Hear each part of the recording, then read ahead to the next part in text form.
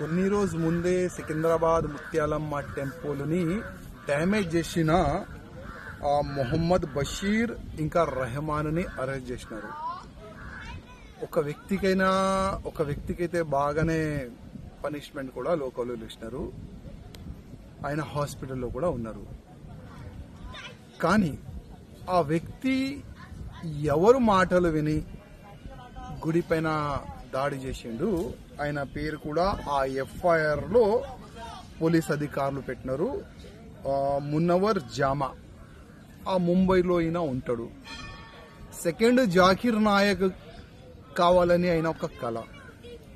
దాదాపు 100 నుంచి 150 మందిని మెట్రోపోలిస్ సికింద్రాబాద్ హోటల్లో వాళ్ళు పెట్టుకొని మోటివేషనల్ స్పీచ్ వాళ్ళకి మొత్తము మా హిందూ ధర్మం పైన అగ్నిష్ కానీ భారతదేశ అగ్నిష్ కానీ ఆయన ఒక స్పీకర్ ఆయన స్పీచ్ ఇస్తుండు. జస్ట్ ఎఫ్ఐఆర్ లో ఆయన పేరు పెట్టుకున్నారు పోలీస్ అధికారులు, కానీ ఆయనకి ఎందుకు అరెస్ట్ చేయలేదు ఇప్పటివరకు అర్థమైతలేదు. ఇది ఒక పాయింట్. సెకండ్ ఏంటంటే దాదాపు 100 నుంచి 150 మంది ఆ హోటల్లో ఉండే వాళ్ళకి పోలీస్ ప్రొటెక్షన్ ఇచ్చి పోలీసు వాళ్ళు అక్కడిక్కడ పంపించేసినారు. అందరికీ అరెస్ట్ చేసి ఎంక్వైరీ ఎందుకు చేయలేదు? ఇవాళ ఈ మొహమ్మద్ బషీర్ గాని రెహమాన్ గాని ఆ మునవర్ మాటలు విని ఒక గుడి పైన దాడి చేసినారు. అమ్మవాళ్ళు విగ్రహాల్ని పలగొట్టిండు. మళ్ళీ ఈ 150 మంది ఏ స్టేట్ నుంచి వచ్చినారు, అక్కడ పోయి వీళ్ళు ఎట్లాంటి పని చెయ్యరా? ఇవాళ జాకిర్ నాయక్ మాటలు విని చాలా మంది టెర్రరిస్ట్ అయిపోయినారు. చాలా మంది టెర్రరిస్ట్ అయిపోయిన తర్వాత అమాయకులని చంపినారు.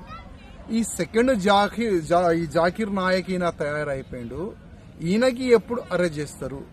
ఇంకా 100-150 మంది ఎక్కడెక్కడో వెళ్ళిపోయినారు కదా, వాళ్ళకి ఎప్పుడు అరెస్ట్ చేసి ఎంక్వైరీ చేస్తారని ఇవాళ నేను పోలీస్ అధికారులకి అడుగుతున్నా. అదేవిధంగా పోలీసు వాళ్ళు ఎందుకు నిర్లక్ష్యం చేస్తున్నారు?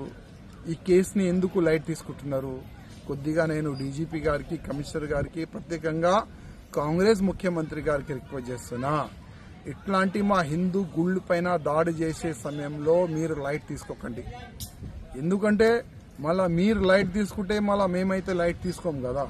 అందుకోసం మీరు స్పెషల్ గా ముఖ్యమంత్రి గారు, డీజీపీ గారు ఆ 150 మంది 100 మందిని మళ్ళొక్కసారి పిలిపించి వాళ్ళు మొత్తం అడ్రస్ సహా ఏ స్టేట్ నుంచి వచ్చినారో ఆ స్టేట్ కూడా మీరు వాళ్ళకి డాటా మీరు ఫార్వర్డ్ చేయండి.